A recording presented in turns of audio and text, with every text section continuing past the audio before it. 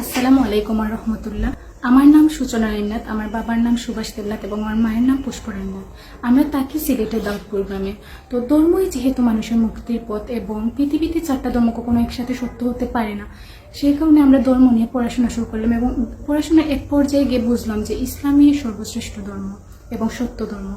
আর আল্লাহ ব্যতীত সত্য কোনো উপাস্য নেই, তাই আমরা ইসলাম ধর্ম গ্রহণ করেছি এবং কারো কোনো চাপ ছাড়া, কারো কোনো প্ররোচনা ছাড়াই আমরা ইসলাম ধর্ম গ্রহণ করেছি।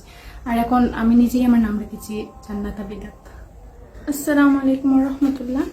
আমার নাম পূর্ণা রানীনাথ, আমার বাবার নাম সুভাষ দেবনাথ, আমার মায়ের নাম পুষ্প রানীনাথ। আমরা থাকি সিলেট জেলার দাউদপুর গ্রামে।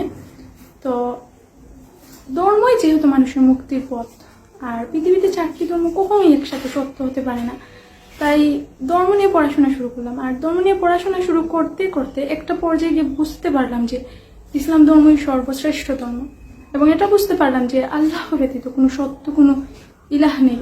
তাই একদম নিজ ইচ্ছা থেকে, কারো কোনো প্ররোচনা ছাড়া, একদম আমি নিজের ইচ্ছা থেকেই ইসলাম ধর্ম গ্রহণ করেছি এবং আমি নিজে আমার নাম রেখেছি আমাতুল্লাহ আবিদাত।